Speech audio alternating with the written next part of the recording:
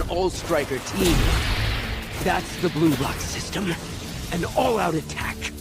How did we go from that to this?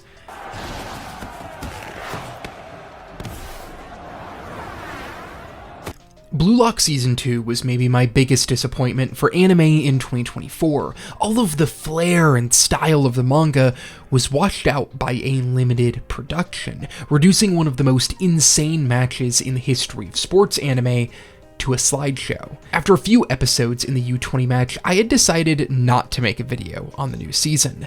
But then the final episode grasped everything I had been waiting for. The slideshow animation becomes liquid and stylish as Rin Itoshi enters his flow state and makes a final push for the Blue Lock team to steal a win. This burst of animated brilliance reminded me why I fell in love with this wild sports story in the first place. Blue Lock follows an experimental soccer program designed to create a world-class striker. Here, promising high school athletes are taken to the Blue Lock facility, where they compete against one another in a series of escalating challenges with career-defining stakes. You fail out of Blue Lock, and your career in Japan comes to an end.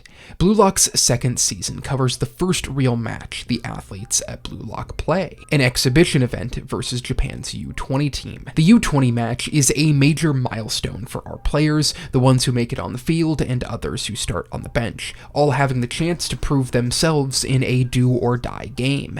Those stakes feed into the players' emotions as goals are followed by animalistic outbursts. Blue Lock creates vivid portraits of character identity through playstyle and reaction to success. Unfortunately, you don't get the same rawness from the anime that you do with the manga. I would label the anime's production as passable. There are moments that are solid, like Nagi's first goal, but the rest of the production leaves so much to be desired. When compared side by side, you quickly see how the manga depicts forceful clashes between players who want to crush their opponents. The anime has the velocity of a kindergarten soccer match. Blue Lock is a story about individuality, the egoistic point of view coming down to a rejection of modern coaching philosophies as the only way to get the most out of a team. Everyone understands that teamwork is required to be successful in sport, but Blue Lock makes the argument that individuals should prioritize themselves by not limiting their imagination on how they can play, which will later force them to see the greater strengths and weaknesses of their teammates as they challenge to surpass them. Individuality expressed through style of play creates the richness of this story. While the anime fails to capture a lot of that richness, the final moments of Season 2 give insight to what makes Blue Lock so profound. In this moment, Rin Itoshi turns into an instinctual force. For the first time, the anime matches the true emotions and feelings of the moment. Here they understand Blue Lock through the Itoshi brothers.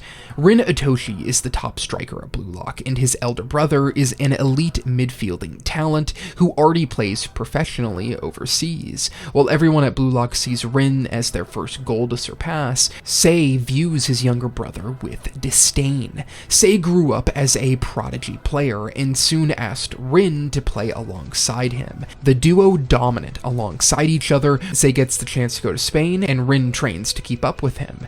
Rin idolizes Sei, and his brother is the only reason he pursues soccer at all.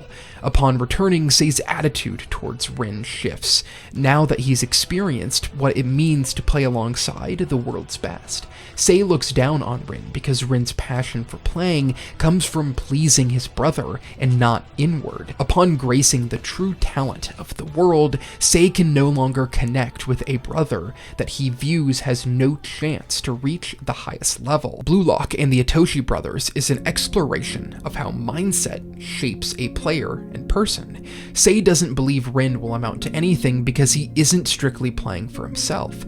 This relationship gets at the larger message of Blue Lock's story, that it's okay to be selfish. The theory of the Blue Lock facility is to give players the chance to care only about themselves, and not about what their teammates or coaches think is best. Here, players are isolated and forced to look at soccer as a vessel for them to shine. It is an atmosphere that is meant to disrupt unselfish reasons for playing, like Ray loving to play alongside his brother. We see that play out with Nagi and Rio. As players work through the Blue Lock system, they're encouraged to think only of themselves. The best of them will eventually run into the honesty that they've reached their limits and need to bounce off other players for new ideas. We're told you can be anything you want to be, but then quickly get placed into box by teachers and coaches who view us in a narrow way. Choice can be terrifying in its own way, which is why those who lead should always empower people to choose the path that might not be the most accessible. In Blue Lock, there is a primal want to do your best, to succeed at soccer, and that primal want is what is so viscerally conveyed in the final episode of Season 2. Team Blue Lock in Japan's Youth 20 team find themselves tied going into the final minute of play, and Rin has unlocked his flow state. Sei plays with the form of beautiful destruction, and Rin tosses aside that beauty for raw instinct, and he plays out of his mind, taking on the most difficult situations and turning them into his strength as he almost scores. Now he's forced to defend against Sei, and he catches his elder brother and wins a challenge. The ball falling luckily to Isagi for the last second score as Blue Lock overcomes the team play of U20. The sequence is a microcosm of Blue Lock's philosophy, taken life in the most hype way possible. Everyone deserves the chance to find out the depths of their talent, and they should be encouraged to do so. That is the case in this moment, a moment that I wish the Blue Lock anime would be able to find more often, but it took me back to the reason I fell in love with this insane sports story in the first place. Blue Lock's concept is insane. The only way the audience gets on board with the wild character interactions or setting is by a story that matches that insanity through its art style. For just a moment, the anime makes good on what Blue Lock can be. Everyone should be encouraged to find the depth of themselves, seeing what you could become by not limiting your imagination as a person who needs to fit in. Rin finds a new passion for himself, one born from pure selfishness. He wants to take down everyone he faces in the most embarrassing way possible. When you lose yourself in a task, the world around you disappears.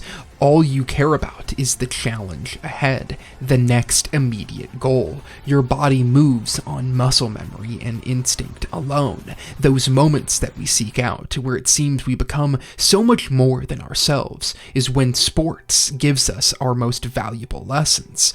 The production here conveys all of that meaning in only a handful of frames. And then it takes off, exploring what it means to reach the highest level of skill, showing why it matters to give yourself to something great. This episode, and more specifically one sequence, is not enough to make up for the lack of quality in the rest of the second season. What should have been the slam dunk iconic match for sports anime ends up being a shell of what it could have been. But I'm so thankful we at least got one moment to show the beauty of Blue Lock's story in animated form. How choosing to be selfish every once in a while can be the best way for personal growth. No matter what situation you find yourself in, personal growth will always help you and those around you strive for something beyond. It can be fun and badass to lean into the emotional and craziest parts of ourselves. That is how you get the awe of 2024's best anime episode, the conclusion to the most disappointing show of the year. Thank you so much for watching the video. I hope you enjoyed it. If you enjoy my videos, then consider checking out my Patreon, where I host my monthly anime watch-alongs through my Discord server. We are currently watching Full Metal Alchemist Brotherhood, which has been so fun to go through. If you're interested or have been rewatching Full Metal, make sure to come check it out. You also will get your name at the end of every video, and access to exclusive monthly update posts. Thanks again for watching, and I hope to see you in the next one.